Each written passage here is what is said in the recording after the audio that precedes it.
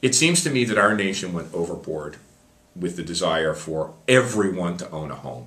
It's part of what got us in the problem. We expanded home ownership too far. Banks gave bad loans to people who, honestly, and I can blame the banks, but there are a lot of people out there who shouldn't have been trying to get those loans. And I talk about the people in Miami who were hairdressers or waiters buying 5 condominiums. It's just insanity. So when we looked at it, actually, in my most recent work after the book, when I looked at home ownership, metro areas with the highest rates of home ownership typically had not the best economic outcomes. When those metros got to 75% or 80% homeowners, they tended to have higher rates of unemployment, lower rates of innovation, lower rates of economic output, lower incomes and wages. It makes sense though. Actually, people are older there, more people own their homes, there are fewer newcomers in looking to rent. The places with the lowest levels of home ownership, where home ownership was between 55 and 60%, in the US the peak was about almost 70, 68%. Those places like New York, LA, San Francisco, and others, a lot of college towns in that list, Ithaca, many different college towns. They had higher rates of innovation, lower rates of unemployment, higher incomes, higher economic output, and then, according to many studies and our own research, higher rates of well-being and happiness. So it seems to me, and the ULI has done great research on this, a fellow named John McElwain, he seems to think our home ownership could go to about 63%. I actually think it could go lower. I think we could balance out between 50 or 55%, looking out 20 or 30 years. And I think for lots of people, home ownership makes a great deal of sense.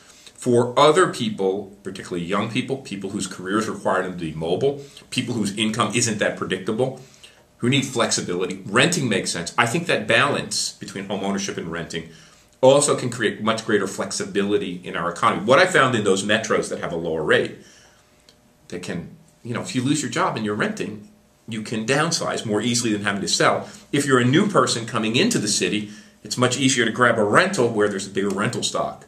So I think a nice mix of home ownership and renting. I do talk in the book about our need to upgrade rental housing. It's very interesting. I've been talking to some people in Washington, D.C. policy circles, even some of the secondary mortgage market institutions.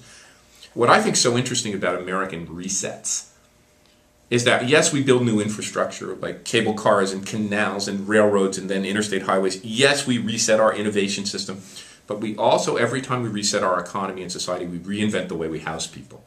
We invented the single-family expanded home finance system to get us out of the Great Depression and propel suburbanization. I think we need a new system of housing and home finance. And the rental system, I would imagine, is much more plug and play, where you could sign up with a provider of rental housing in Chicago or in New York or in LA or in Detroit or in Cleveland, essentially buy a lease. But if your job transfers you from suburban Chicago to downtown Chicago, you have an option to switch to units there.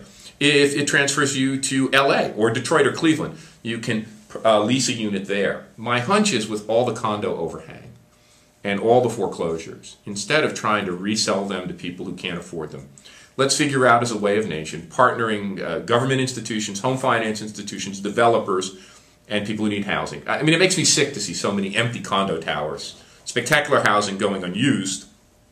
Why not try to roll those up and provide a new system of flexible rental and perhaps some more flexible owner housing? But it's something we've done in the past and something we should at least think about as a nation.